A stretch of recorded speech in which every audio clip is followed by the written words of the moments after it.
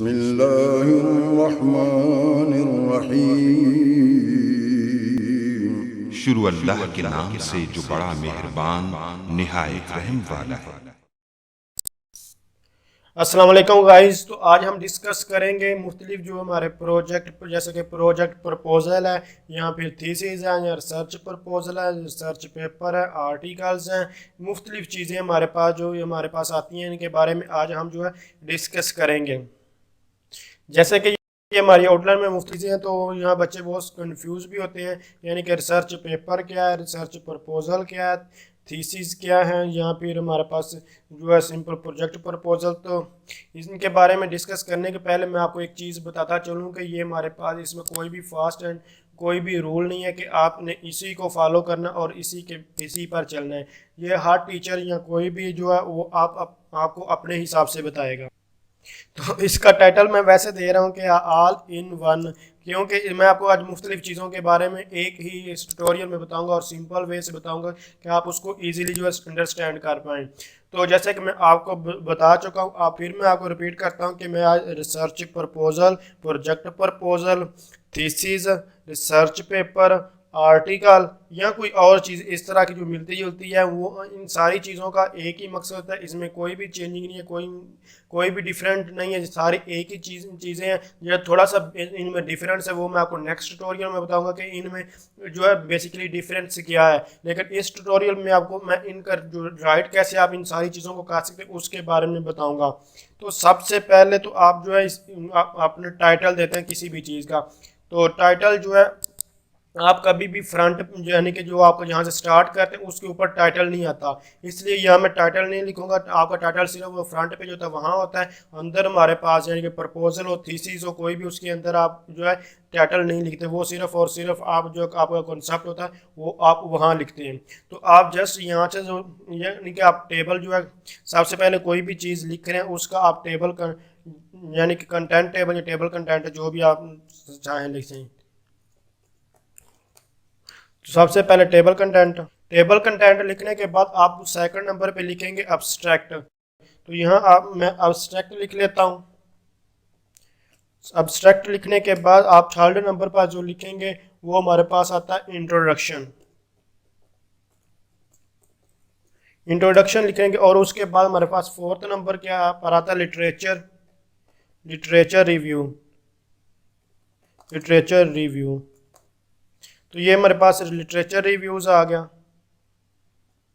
और हमारे पास literature review के बाद हमारे पास एक्सपेरिमेंटेशन। मैं ये सारे लिख लेता हूँ और उसके बाद मैं आपको इनके वन बाय वन सब के बारे में आपको बता देता हूँ। ये हमारे पास कुछ काम ही रह गया, चलो मैं लिख ही देता हूँ एक्सपेरिमेंटेशन। तो एक्सपेरिमेंटेशन के बाद 6 यानी नंबर पे हमारे पास जो है रिजल्ट्स आते हैं।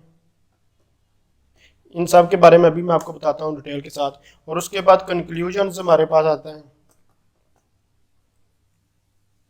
उसके बाद कंक्लूजन, और ये हमारे पास जो है कंक्लूजन जो है बेसिकली लास्ट है और इसमें बाद हमारे पास रेफरेंसेस आ जाते हैं। तो ये हमारे पास बेसिकली इसमें मिस्टेक। तो ये हमारे पास बेसिकली ये 8 स्टेप हैं जो हमारे किसी भी प्रपोजल में, प्रोजेक्ट में, थीसिस में, रिसर्च पेपर में जो फॉलो किए जाते हैं। यहाँ पे सेक्शन ऑफ पेपर आपके पास, आपको सेक्शन ऑफ पेपर के बारे में कहा जाता है, कोई भी चीज़ हो अगर। तो अब इनके बारे में मैं आपको बताता हूँ कि ये हमारे पास सबसे पहले तो टेबल ऑफ कंटेंट्स कोई भी हो, कहीं भी हो, हमारे पास ये हमारे पास स्टेप आएगा ही है। उसके बाद अब्स्ट्रैक्ट इन सब चीज़ों में आएगा, इंट्रोडक्शन है ये सब चीज़ों में आएगा, लिटरेचर व्यू सब चीज़ें, ये सारी चीज़ें सब में आएंगी। लेकिन एक्सपेरिमेंटेशन की जगह कोई और भी चीज़ आ सकती है, जैसे कि हमारे पास एक्नॉलेजमेंट या हमारे क्वेश्चंस, प्रॉब्लम्स या फिर मेथडोलॉजी, ये सारी चीज़ें हमारे जो हमारा प्रोजेक्ट होता है किस चीज़ पर हम बना रहे हैं वो चीज़ें आती हैं। दूसरी बात ये है कि आपका जो सुपरवाइज़र है या कोई भी यूनिवर्सिटी है या कोई भी है, वो आपको सबसे पहले तो ये इसका जो कोई भी चीज़ अगर आप बना रहे हैं तो आपको उसका पैटर्न दिया जाएगा। अगर आपको उसका पैटर्न नहीं दिया जाता तो उसका मसला आपने अपने खुद से बनाना है। जब अपनी मर्जी से लिखते हैं तो उसमें ये चीज़ें तो आप जो ऊपर में आपको बता चुका ऑलमोस्ट ये सेम ही होती हैं, आप चेंज कर भी सकते हैं लेकिन ये हमारे पास सेम होती है। जब हमारे पास बात आती है एक्सपेरिमेंटेशन की, इसकी जगह अब आपका जो जिसका तरह का आइडिया इसकी जगह उसी तरह के आपके जो क्वेश्चन वगैरह आते हैं। इसके अलावा और भी मेथड फॉलो किए, लेकिन ये ईजी है, सिंपल है, और ये आप फॉलो करेंगे तो इंशाल्लाह ये बिल्कुल करेक्ट होगा और आपके प्रोजेक्ट के हिसाब से ये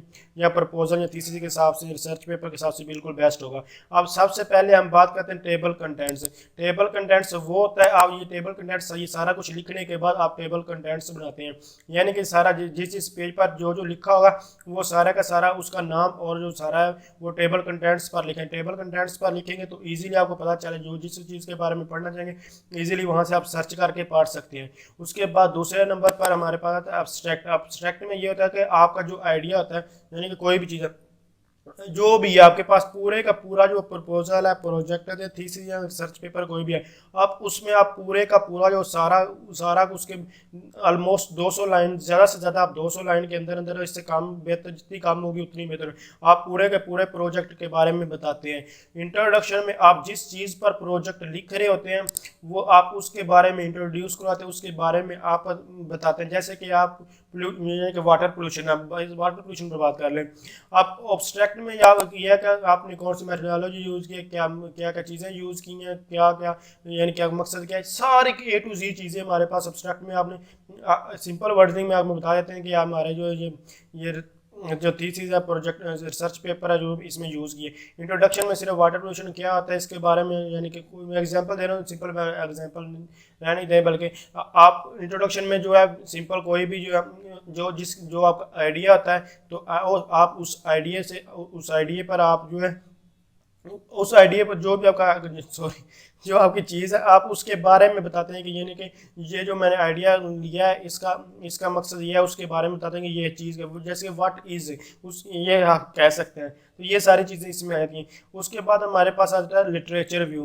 लिटरेचर रिव्यू में हमारे पास आती है आपने जो डाटा कहाँ से उठाया उसका, यानी कि हमारे पास मुख्तलिफ आपके पास बैकग्राउंड जो नॉलेज होना चाहिए किसी भी चीज़ के लिए, वो लिटरेचर रिव्यू आता है। लिटरेचर रिव्यू हमारे पास एक पूरे का पूरा जो है हमारी आउटलाइन में ये कंसेप्ट है, इसके बारे में बहुत डिटेल, इसके टाइप्स हैं, इसके बहुत डिटेल के साथ हम डिस्कस आप मेरे जो इस चैनल से वो देख सकते हैं।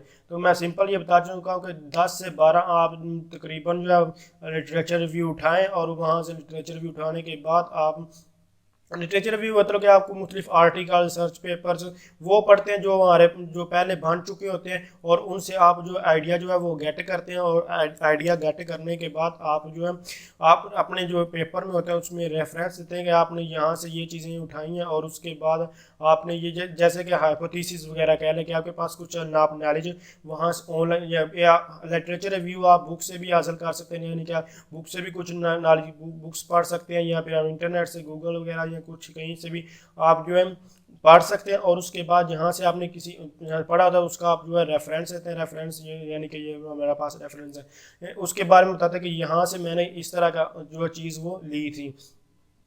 तो उसके बाद हमारे पास एक्सपेरिमेंटेशन आते हैं। एक्सपेरिमेंटेशन में क्या होता है कि आप मुख्तलिफ तजर्बात वगैरह सारा कुछ वो चीज़ें देखते हैं। रिजल्ट्स में यानी कि जो आपने एक्सपेरिमेंट्स या मेथडोलॉजी या फिर आपने जो भी क्वेश्चंस आंसर जो भी चीज़ें प्रॉब्लम्स थी वो उनकी बात की होती हैं, वो चीज़ें आप इसमें जो है रिजल्ट्स में आपके जो रिज़ल्ट जो आपने ऊपर चीज़ें यानी कि आपने मैंशन की थी वो ठीक है या नहीं, ये रिजल्ट्स में आ जाती हैं। और रिजल्ट्स के बाद हमारे पास कंक्लूजन और अब्स्ट्रैक्ट ऑलमोस्ट एक है, ये 2-4 लाइनों में ये भी लिखा है और इसमें ये हम बताते हैं कि जो हमारा रिजल्ट है यानी कंक्लूजन तक पहुंचता है कि ये वाकई हाँ ठीक है या नहीं, कितने % ठीक है। और इसमें आप फ्यूचर वर्क भी बताते हैं कि इसमें अगर फ्यूचर के हिसाब से इसका क्या वर्किंग होगी। उसके बाद रेफरेंसेस होती हैं, आपने जहाँ जहाँ से कोई भी चीज़ उठाई होती है उसका आप रेफरेंस देते हैं। रेफरेंस नहीं है तो आप प्लेजरिज्म के आपके पास एरर प्लेजरिज्म वगैरह आ जाता है। तो आपका ऑलमोस्ट 80% है, हर यूनिवर्सिटी जो है प्लेजरिज्म क्या था इसके बारे में बहुत डिटेल के साथ बता चुका हूँ। 80% तक जो है एक्सेप्ट करती है और 80% अगर यानी कि 80% से अगर ज़्यादा प्लेजरिज्म हमारे पास 20% तक, अगर 20% से ज़्यादा प्लेजरिज्म आ जाए तो हमारे पास वो रिजेक्ट हो जाता है हमारा प्रपोजल, थीसिस कुछ भी है। तो लेकिन अगर आपका जो यूनिक वर्क है वो तकरीबन 80% है, ये कम और ज़्यादा ये भी हो सकता है। इसमें ये कोई भी फास्ट अगर आप कहेंगे फास्ट रूल्स है तो इस तरह का फास्ट हार्ड कोई भी रूल नहीं है, कुछ भी नहीं है। ये सिंपल यही है कि आप इसको कुछ चीज़ों का आपको पता होना चाहिए, आप अपनी मर्ज़ी से जो इन चीज़ों को लिखते हैं। दूसरी बात मैं आपको एक चीज़ बहुत फिर भी आप थोड़ा, ये मैं नेक्स्ट स्टोरी में बताऊंगा, यहाँ भी एक बता देता हूँ। जो प्रपोजल होता है वो हमेशा जो है फ्यूचर में लिखा जाता है, जबकि जो थीसिस होता है वो हमारे पास ये प्रेजेंट में लिखा जाता है। इसके अलावा प्रपोजल जो होता है ये हमारे पास वर्चुअली काम होता है, और जो हमारे पास थीसिस होते हैं ये हमारे पास ओरिजिनल होते हैं। तो ये हमारे पास सिंपल ये इनके बारे में था। तो थैंक्स फॉर वॉचिंग, अल्लाह हाफिज़।